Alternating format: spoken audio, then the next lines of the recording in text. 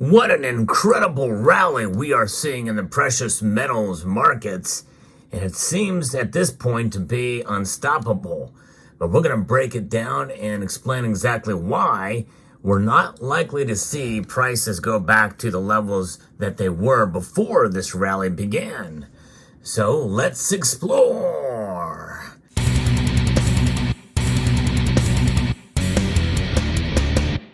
This almost seems to be a story that is on repeat, but each time it's a little bit different, and it really emboldens the case for this precious metals rally to the point where it's highly unlikely that we're going to see the prices fall back below where they were before it began. And when did it really begin? It's really kind of tough to say. For gold, it's been going on for quite a while. Silver's finally playing catch up, but it still has quite a long ways to go. It's been very much a rocky road for silver as its price has fallen back below $28 an ounce for a while today. But as I record this video moments before the markets close, let me give you that report on where precious metal prices are right now. Gold is up 0.63%, up $14.80 today to $2,353.20, breaking another record. We are less than $50 away, less than 50 bucks from gold reaching to $2,400 an ounce. Good luck finding a 1 ounce bullion coin right now for under $2,400 now. If that's the kind of market we are facing now, if you're a buyer of gold. And I tell you what, it's tough. But there is gold that you can find out there, and that you can, believe it or not, there are bargains. Sales are all over the place because the prices are rising so fast. Bullion dealers are able to lower their premiums. Usually it's about $100 per ounce above spot. Now it's lowering, and it's not uncommon to find 70, 60, maybe even 50 if you're lucky. And there are instances, by the way, at coin shows or whatever, where you can find gold at spot. Some of these dealers, they want to get rid of it. They've got it. They want to take advantage. Who knows where the top is going to be on this? And it doesn't look like it's going to be slowing down anytime soon, although we may see it kind of level off a bit. When that will come, we really don't know. But here's where silver is. Silver is right at 1% increase today. And again, it's not a massive move, but it is a surge as it's continuing on already big gains that we saw before. But it moved radically. The low today was at $27.57.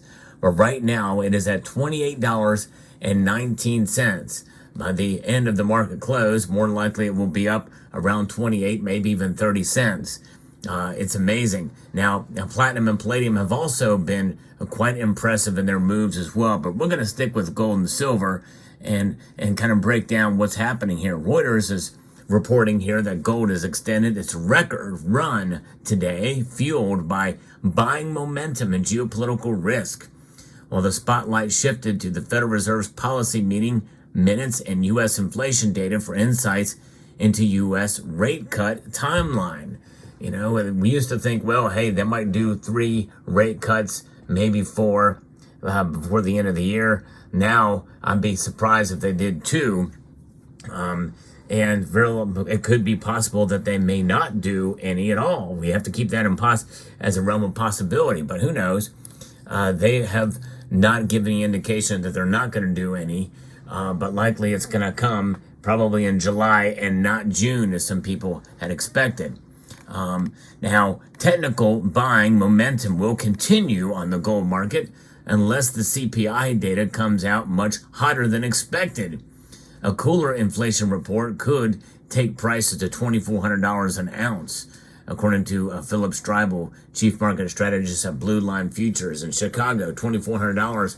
Well, we're less than 50 bucks away from that right now. So that's not an unusual call or something that's out of the ordinary, for sure. That's something to think about. $2,400 gold. Man.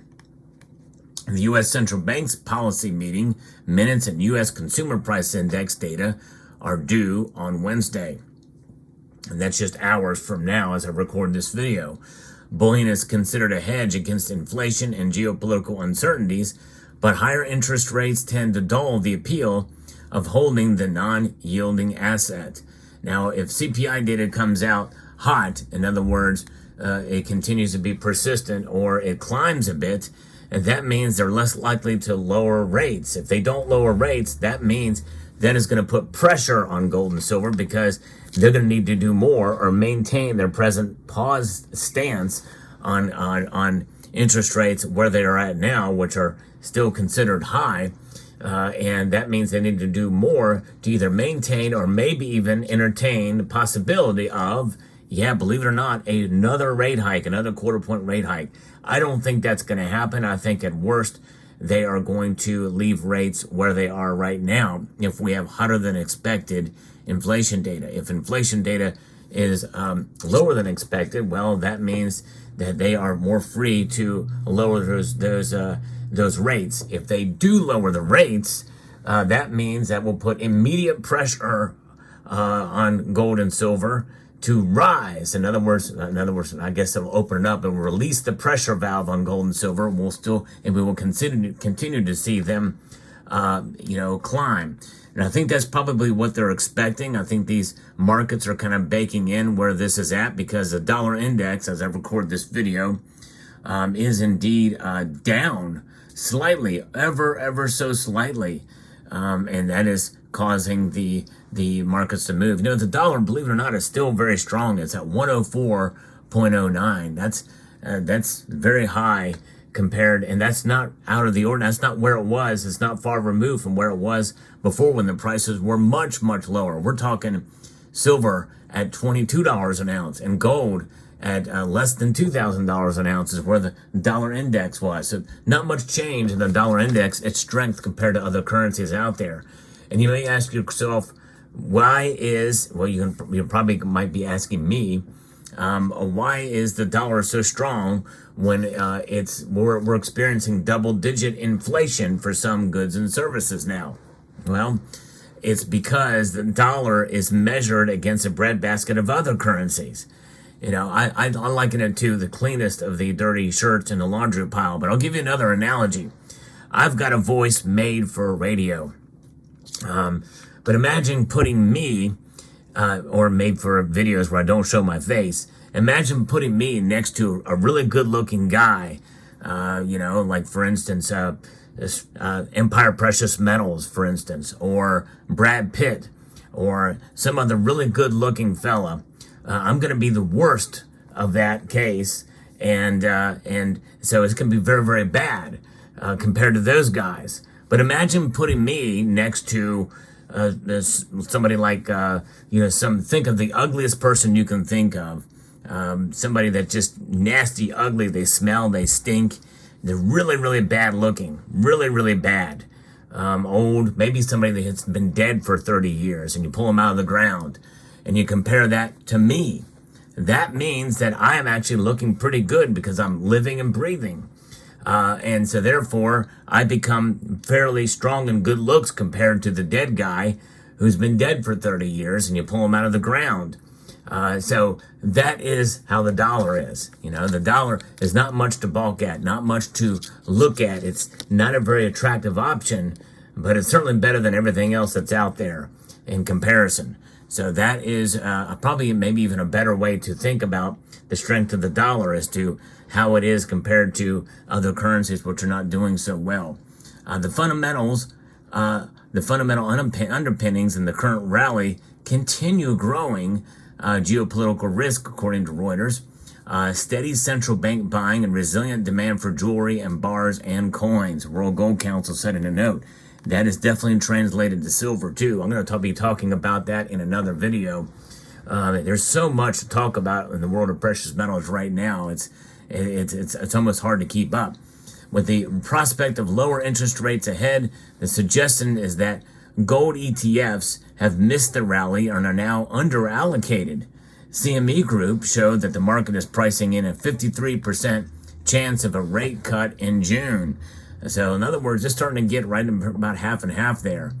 And despite my long-term bullish outlook on gold, given the current conditions, I anticipate a bearish reversal, perhaps even a minor one, said Fawad Razazaksta, a market analyst at City Index, in a note that he gave. And, silver is certainly hitting levels that we've not seen since June of 2021. In fact, there was a time earlier in around February and March where it did hit $29 an ounce. And I'll tell you what, right now, as I record this video, it's up 1.06%, up 29 cents to $28.22, which means that we're 78 cents away from 29 bucks. That is crazy to think about. And finally, after 4 years, this is my 4th year of making annual predictions for silver, I finally was right. It did reach above over $28 an ounce. And thank you guys for congratulating me on that. That's really just kind of a lucky shot. A part of me was really doubting it, but it's pretty amazing. But I do think we're probably going to hold on to it for a while, considering what I'm talking about now. What I'm going to talk about in tomorrow's video, you're not going to want to miss tomorrow's video, for sure. So it's pretty amazing. This is a wild ride for the precious metals, and we're going to be covering it here on this channel. Again, it's like a broken record, another record broken. Yes, there you go. That's what records do. They break. And we're going to be breaking that record by breaking the record. And how many times we're going to be talking about the gold rally, because this is history, folks. We're seeing it here. Gold is proving itself. And I think silver is slowly coming to a situation where it could join that rally too, at least to some extent. The gold to silver ratio, by the way, in case you're asking, it has narrowed even more, but it's a slight narrowing. It is now down to 83.75. Good news indeed for silver stackers out there. It's about time. It's nice to see that ratio narrow between gold and silver. Let me know what your thoughts are about the market. I'd like to extend a multitude of gratitude to each and every one of you for taking the time to watch, and to encourage you to please rate, share, comment, and subscribe.